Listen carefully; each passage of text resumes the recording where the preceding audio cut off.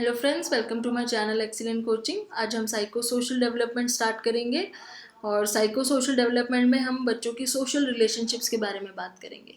तो social relationship बच्चे कैसे डेवलप करते हैं अपने पेरेंट्स के साथ, अपने दोस्तों के साथ, अपने टीचर्स के साथ, अपने पेरेंट्स से उनकी कितनी अटैचमेंट होती है, पेरेंट्स के एटीट्यूड का उस पर कितना फ़र्क पड़ता है, ये सब चीज़ें हम पढ़ेंगे।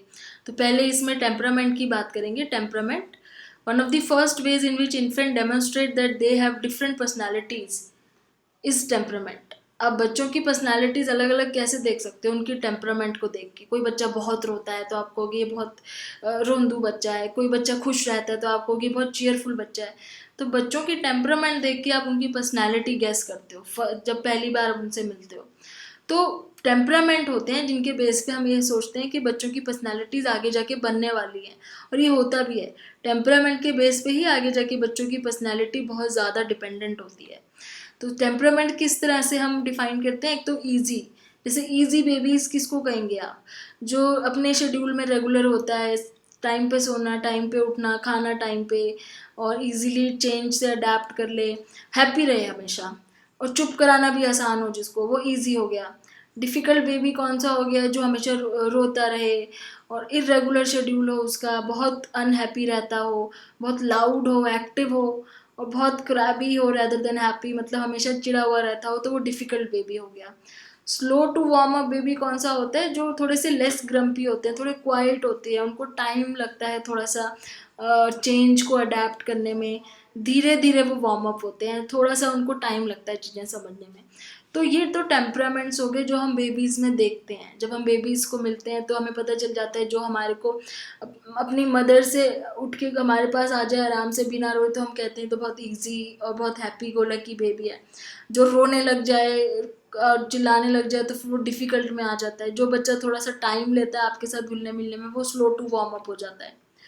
तो इस तरीके से इन्हीं चीज़ों के बेस पे आगे जाके उनकी पर्सनालिटी पे भी इफ़ेक्ट आता है। बट इस ऐसे अलग अलग टेम्परामेंट्स क्यों होते हैं बेबीज़ के? ये इनके अभी ऐसा तो नहीं है कि उनके खुद की वजह से होते हैं। इतनी छोटी एज में तो उनका कोई ऐसा नहीं आप बोल सकते कि उनका मूड ख़राब है इसलिए उनका टेम्परामेंट ऐसा है, या उनको कोई चीज़ पसंद नहीं आ रही।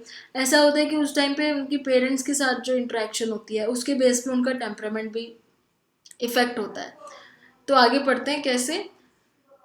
सम children may be a mix of two or even all three patterns of behaviour. ये कह रहे हैं कि ऐसा नहीं हो सकता है कि हमेशा ही हर बेबी इजी, डिफ़िकल्ट या स्लो टू वार्म अप की कैटेगरी में आए। कई बार एक बच्चा इजी और डिफ़िकल्ट का मिक्सचर भी हो सकता है। किसी टाइम पे वो आपसे खुश होकर मिल रहा है, किसी टाइम पे उसको बहुत गुस्सा आ रहा है, वो खुश नहीं है, उसको भूख लगी है, उसको अच्छा नहीं लग रहा है, इरिटेशन फील हो रही है, तो उस टाइम डिफ़िकल्ट बिहेव कर सकता है। तो एक ही बच्चे में आपको 2-3 टेम्परामेंट्स भी मिल सकते हैं, लेकिन ज़्यादातर आपको जैसे दिखे, वो ज़्यादा टाइम जैसे वो रहता है, उससे हम डिसाइड करते हैं कि अच्छा उसका टेम्परामेंट, वैसे तो वो इजी है बट कभी कभी वो बहुत ज़्यादा इरिटेट करता है, रोने लग जाता है उस टाइप से। जैसे आप यहाँ देख सकते हैं, यहाँ पे इन्होंने बोला हुआ है कि जो ये इनका टेम्परामेंट होता है ये बहुत ज़्यादा उनके एनवायरनमेंट की वजह से होता है, कि वो लोग अपने घर के एनवायरनमेंट की वजह से काफ़ी इफ़ेक्ट होते हैं। एग्जाम्पल है यहाँ पे, difficult infant who is raised by parents who are themselves very loud and active will not be perceived as difficult। अब देखो, जिनके पेरेंट्स खुद ही बहुत ज़्यादा लाउड और बहुत एक्टिव और बहुत ज़्यादा इस टाइप के होंगे, जिनका बच्चा भी इस टाइप का होगा, तो उनके लिए तो वो नॉर्मल होगा। लेकिन अगर जिनके पेरेंट्स बहुत ज़्यादा क्वाइट हैं, नॉइज़ पसंद नहीं करते हैं, तो उनके लिए वो बच्चा डिफ़िकल्ट हो जाएगा। तो एनवायरनमेंट से भी बहुत फ़र्क आ जाता है। अगर आप बहुत ज़्यादा खुद ही लाउड हो, खुद ही नॉइज़ी एनवायरनमेंट है घर का, तो उसमें बच्चा भी उस तरीके से टेम्परामेंट दिखाता है, तो उस टाइम पे उनको लगता है नॉर्मल है, बच्चे में कोई प्रॉब्लम नहीं है। लेकिन अगर कहीं का एनवायरनमेंट बहुत काम है और बहुत शांत है और वहाँ पे बच्चा बहुत ज़ोर ज़ोर से रो रहा है या बहुत ज़्यादा लाउड है बच्चा भी, तो वहाँ पे ऐसे लगता है कि वो बच्चा बहुत डिफ़िकल्ट है। तो डिपेंड करता है हम उसको किस तरीके से देखते हैं, हम उसको ईजी उसमें देखते हैं या डिफ़िकल्ट वे में देखते हैं। लेकिन फ़र्क पड़ता है घर के एनवायरनमेंट से भी, और इन्हीं चीज़ों का फ़र्क पड़ता है फिर अटैचमेंट में भी। हमने टेम्परामेंट इसलिए पढ़ा क्योंकि यही टेम्परामेंट है जो आगे जाके अटैचमेंट में चेंज होता है। पुअर फिट है अगर बच्चा, तो उसकी अटैचमेंट होनी मुश्किल हो जाती है पेरेंट्स के साथ। पुअर फिट मतलब, पुअर फिट कहने का ये मतलब है कि मान लीजिए पेरेंट्स लाउड हैं, और बच्चा जो है वो बहुत शांत है, तो पेरेंट्स सोचेंगे इसको क्या हो गया, ये कुछ बोलता नहीं है, बड़ा शांत रहता है, उनको लेगा कुछ गड़बड़ है। ऐसे ही अगर मतलब पेरेंट्स बहुत शांत रहने वाले हैं, बहुत कूल और काम टाइप के, बच्चा बहुत लाउड है, बहुत रोता है, बहुत, वो उनको लगेगा कि कैसे, ये तो बहुत डिफ़िकल्ट बच्चा है। तो अगर पुअर फिट है इस तरीके से, तो उस टाइम पे ना अटैचमेंट होनी मुश्किल हो जाती है पेरेंट्स की बच्चों के साथ और बच्चों की पेरेंट्स के साथ। तो वो जो बॉन्डिंग होती है ना, वो मुश्किल हो जाती है। तो टेम्परामेंट पे डिपेंड करता है कि अटैचमेंट किस तरीके की हो रही है। और अटैचमेंट बहुत ज़्यादा ज़रूरी है बच्चे की साइको सोशल डेवलपमेंट के लिए। जो इमोशनल बॉन्ड बनता है बच्चे का अपने पेरेंट्स के साथ, वो अटैचमेंट बहुत ज़रूरी है उसकी नॉर्मल इमोशनल डेवलपमेंट के लिए और सोशल डेवलपमेंट के लिए। Attachment is extremely important development in social and emotional life of an infant. और ये पहले ही 6 मंथ के अंदर अंदर डिपेंड करता है कि आपकी बच्चे से कैसी अटैचमेंट बन रही है, और ये पता चल जाता है अटैचमेंट आपकी उससे कितनी है। तो जैसे यहाँ पे दो चीज़ें हैं, एक तो स्ट्रेंजर को देख के बच्चा अगर घबरा रहा है या आपसे दूर जाने में घबरा रहा है, इसका मतलब वो काफ़ी ज़्यादा आपसे अटैच है। एक होती है स्ट्रेंजर एंग्जाइटी, यहाँ इन्होंने मेंशन नहीं किया, मैं फिर भी यहाँ पे लिख देती हूँ। दो तरह की एंग्जाइटी हम पढ़ते हैं। एक होती है स्ट्रेंजर एंग्जाइटी, एंग्जाइटी का मतलब घबराना। तो जब बच्चा किसी स्ट्रेंजर को देखता है तो वह घबराने लग जाता है, तो दैट मीन्स वो आपसे बहुत ज़्यादा अटैच है, वो स्ट्रेंजर्स के पास उसको अच्छा फील नहीं होता। ठीक है। और दूसरी हो जाती है सेपरेशन एंग्जाइटी। सेपरेशन एंग्जाइटी मतलब जब आप उसको छोड़ के जा रहे हो तो वो रोने लग रहा है, आपको जाने नहीं दे रहा, तो वो दोनों ही केस में बच्चा बहुत ज़्यादा अटैच है मतलब आपके साथ। तो पता चल जाता है इन दो चीज़ों से। फिर आगे चलते हैं। Mary Ainsworth devised a special experimental design to measure the attachment of an event to caregiver। तो एक यहाँ पे एक्सपेरिमेंट किया था मैरी एंसवर्थ ने कि देखने के लिए कि किस तरीके से बच्चों की अटैचमेंट होती है अपने केयर गिवर के साथ। केयर गिवर फादर मदर कोई भी हो सकता है जो बच्चे को ध्यान रख रहा है। तो she called it a strange situation, उन्होंने अपने एक्सपेरिमेंट का नाम रखा था स्ट्रेंज सिचुएशन। और वो स्ट्रेन सिचुएशन उन्होंने कैसे क्रिएट की थी, जैसे वो बच्चे को मदर लेके आती है एक बच्चे को एक रूम में, और उसके बाद वो बोलती है मदर को कि बच्चे को आप छोड़ के थोड़ा सा साइड में खड़े हो जाओ, फिर देखो वो कैसे रिएक्ट करता है। फिर उसके बाद उनको बोला जाता है कि आप इसको, फिर एक स्ट्रेंजर एंटर करता है रूम में, फिर थोड़ा सा देखा जाता है थोड़ी देर के बच्चा स्ट्रेंजर को देख के क्या रिएक्ट कर रहा है। उसके बाद नेक्स्ट स्टेप होता है कि मदर को बोलते हैं आप थोड़ी देर के लिए बाहर जाओ, फिर वो रिएक्शन देखा जाता है बच्चे का, फिर उस मदर को थोड़ी देर बाद वापस बुला लेते हैं अंदर। तो ये 3-4 तरीके से अलग अलग सिचुएशंस देखी जाती हैं कि मदर जा रही है आ रही है उसका क्या फ़र्क पड़ रहा है, स्ट्रेंजर के आने से क्या फ़र्क पड़ रहा है। तो ये सब चीज़ें देखने के लिए इस तरह की सिचुएशंस क्रिएट करी थी जिनको स्ट्रेंज सिचुएशन नाम दिया था मैरी एंसवर्थ ने। तो इनकी अब क्या उन्होंने नोट किया वो देखते हैं। तो मैरी एंसवर्थ ने इस तरह से 4 अटैचमेंट स्टाइल्स के बारे में पता किया था अपने एक्सपेरिमेंट में। वो एक्सपेरिमेंट स्टाइल्स क्या हैं? पहला है सिक्योर। सिक्योर इन्फेंट्स कौन से होते हैं? Infants labelled as secure were willing to get down from their mothers lap soon after entering room with their mothers. तो मतलब वो रूम में आते ही अपने मदर की लैप से नीचे उतर गए, आराम से एरिया को एक्सप्लोर करने लगे हैप्पीली। वो रो नहीं रहे थे अपने मदर को देख के उनकी तरफ जाने के लिए, आराम से घूम रहे थे सब जगह पे। और बीच बीच में अपनी मदर के पास वो वापस आते थे, जिसको इन्होंने नाम दिया हुआ है टचिंग बेस। वो बीच बीच में अपनी मदर के पास ये कंफर्म करने के लिए वापस आते थे कि उनकी मदर वहीं पे है। तो वो टचिंग बेस के लिए वापस आते थे, लेकिन आराम से उस रूम में वो घूम रहे थे। और जब स्ट्रेंजर अंदर आया तो भी वो इतने ज़्यादा घबराए नहीं उसको देख के, जब तक उनकी मदर उस रूम में थी। हाँ, जब मदर छोड़ के गई तो थोड़ा सा वो अपसेट हुए थे, लेकिन मदर के वापस आने के बाद वो नॉर्मल हो गए थे। तो वो सिक्योर अटैचमेंट स्टाइल है जिसमें बच्चा सिक्योर फील करता है, वो डरता नहीं है स्ट्रेंजर को देख के जब तक मदर है। थोड़ी देर घबरा जाता है मदर के जाने से, पर फिर से काम हो जाता है, वापस आती है तो आराम से अपना एरिया एक्सप्लोर कर रहा है, रो नहीं रहा है। दूसरा अटैचमेंट स्टाइल उन्होंने करा था अवॉइडेंट। अवॉइडेंट बेबी ऐसा था जो एक्सप्लोर कर रहा था पूरे रूम को, चीज़ों को देख रहा था, पर टचिंग बेस नहीं, वो अपनी मदर को आके बार बार टच नहीं कर रहा था। मतलब उसको, वो अपनी मदर को भी अवॉइड कर रहा था। उसने स्ट्रेंजर की तरफ भी नहीं देखा, उसने रिएक्ट नहीं करा स्ट्रेंजर को भी देख के, और उसको अपनी मदर की एब्सेंस से भी कोई फ़र्क नहीं पड़ा। उसको मतलब किसी चीज़ में इंटरेस्ट नहीं था। तो ये अवॉइडेंट अटैचमेंट था एक तरीके से।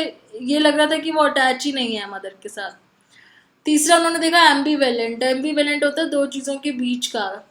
तो एम्बीवेलेंट बेबीज ऐसे थे जो अपनी मदर के साथ क्लिंग भी कर रहे थे और एक्सप्लोर नहीं करना चाह रहे थे, बहुत अपसेट थे स्ट्रेंजर को देख के, और बहुत ज़्यादा रिएक्ट कर रहे थे जब उनकी मदर छोड़ के गई थी। बहुत मुश्किल से उन्हें चुप कराया था, लेकिन जब मदर वापस आई तो उन्होंने डिमांड किया कि उनकी मदर उनको उठा ले, पर एट द सेम टाइम वो अपनी मदर को पुश कर रहे थे, उनको किक कर रहे थे। मतलब पहले तो बहुत ज़्यादा अटैचमेंट दिखाई उन्होंने कि वो बहुत रो रहे थे, वो एक्सप्लोर भी नहीं कर रहे थे एरिया को नीचे उतर के मदर की गोदी से, और बहुत ज़्यादा अटैचमेंट दिखा रहे थे। और बाद में जब मदर जाने के बाद वापस आई तो फिर उनको पुश कर रहे थे, किक कर रहे थे। तो दोनों तरह के एटीट्यूड दिख रहे थे, अटैचमेंट स्टाइल्स।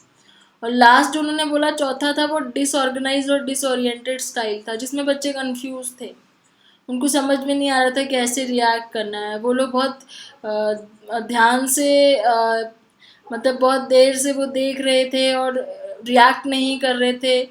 वो अपनी मदर के पास जाते थे बट उनसे आई कांटेक्ट नहीं करते थे, अपनी मदर से आई कांटेक्ट करने में घबराते थे, जैसे कि हम उनसे डरते हैं, जैसे जो जिनके पेरेंट बहुत स्ट्रिक्ट या डिसिप्लिन्ड होते तो बच्चे उनसे आई कांटेक्ट नहीं करते हैं डर के मारे।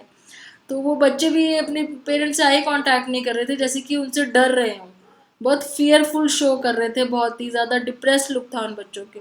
तो ये डिसऑर्गेनाइज्ड एक स्टाइल उनको मिला, अटैचमेंट स्टाइल।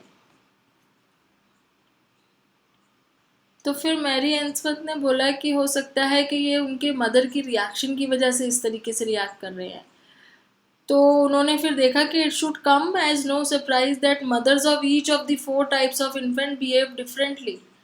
क्योंकि उनकी मदर्स भी इस तरीके से बिहेव करती थी, इसलिए बच्चे भी ऐसे बिहेव कर रहे थे। जो सिक्योर बच्चे थे, जो डर नहीं रहे थे, खुश थे बिल्कुल, और घबरा नहीं रहे थे जब उनकी मदर वहाँ पे थी। उनकी मदर्स भी बहुत लविंग थी, वार्म थी, बहुत सेंसिटिव थी अपने बच्चे के नीड्स को लेके, बहुत रिस्पॉन्सिव थी उनकी तरफ, कम्युनिकेशन बहुत अच्छी थी दोनों के बीच में। तो वो बच्चे भी सिक्योर थे। जो अवॉइडेंट बेबीज थे उनकी मदर अनरिस्पॉन्सिव थी, बहुत इंसेंसिटिव थी, बहुत कोल्ड टाइप की थी, इंसेंसिटिव थी बच्चों के नीड्स की तरफ। एम्बीवेलेंट जो बच्चे थे उनकी मदर रिस्पॉन्सिव थी लेकिन इनकन्सिस्टेंट थी, कभी रिस्पॉन्सिव हो जाना, कभी इंसेंसिटिव हो जाना।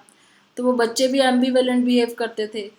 और जो डिसऑर्गेनाइज डिसओरिएंटेड बेबीज थे उनकी मदर्स बहुत अब्यूसिव और निगलेक्टफुल थी, वो ध्यान नहीं देती थी। तो मदर्स के एटीट्यूड की वजह से बच्चों के अंदर उस तरह का अटैचमेंट स्टाइल बना।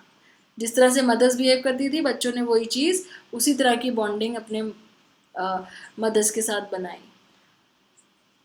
So attachment is not necessarily the result of behavior of mother alone. The temperament of the infant may play an important role. तो दो चीज़ें इसमें आती हैं, एक तो कि मदर का बिहेवियर कैसा है और दूसरा टेम्परामेंट जो हमने पहले पढ़ा, बच्चों का टेम्परामेंट कैसा है और उस टाइम पे मदर का रिएक्शन कैसा है। दोनों चीज़ों की वजह से अटैचमेंट होती है। टेम्परामेंट बहुत डिफिकल्ट है लेकिन मदर उसको प्यार से संभाल रही है तो अटैचमेंट बहुत अच्छा हो सकता है। लेकिन बच्चे का टेम्परामेंट डिफिकल्ट है और मदर भी उस टाइम पे उसको अवॉइड कर दे तो फिर वो अटैचमेंट स्टाइल उसका ख़राब हो सकता है, बॉन्डिंग ख़राब हो सकती है। तो डिपेंड करता है कि बच्चे के टेम्परामेंट के टाइम पे मदर किस तरीके से उसको हैंडल कर रही है। इनके एक्सपेरिमेंट को क्रिटिसाइज करने के लिए भी बहुत सारे पॉइंट्स उठे थे कि इनका जो ये था स्ट्रेन सिचुएशन वाला जो रिसर्च हुआ था, कह रहे थे कि ये तो आर्टिफिशियल था क्योंकि वो लैब में किया था, आर्टिफिशियल एनवायरनमेंट में किया था। हो सकता है कि अगर मदर और इन्फेंट को बच्चों के नेचुरल एनवायरनमेंट में घर में करते तो कुछ और ही रिएक्शन मिलता। तो कईयों ने क्रिटिसाइज़ किया कि इनका जो था एक्सपेरिमेंट ये क्योंकि लैब के अंदर था, लैब में कंट्रोल्ड कंडीशंस होती हैं, आर्टिफिशियल होता है, तो हम पूरी तरीके से नहीं बोल सकते कि इनकी रिसर्च जो है वो बिल्कुल ही ट्रू हो सकती है नेचुरल एनवायरनमेंट में भी। तो अगर होम पे करते तो हो सकता है उसका जो है असर कुछ और ही हो जाता। अब आगे अटैचमेंट से ही रिलेटेड और दो चीज़ें हैं। एक इन्होंने बोला है कि डे केयर, जैसे आजकल बहुत ज़्यादा पेरेंट्स वर्किंग है दोनों ही, तो डे केयर सेंटर्स में वो अपने बच्चों को डालते हैं। और डे केयर में किस तरीके से, चाहे वो डे केयर कितना भी अच्छा क्वालिटी का हो, मतलब वहाँ पे कितना ज़्यादा ध्यान दिया जाए बच्चों पे, फिर भी एक बॉन्डिंग जो है वो पेरेंट्स के साथ नहीं होती अगर वो डे केयर में छोड़े।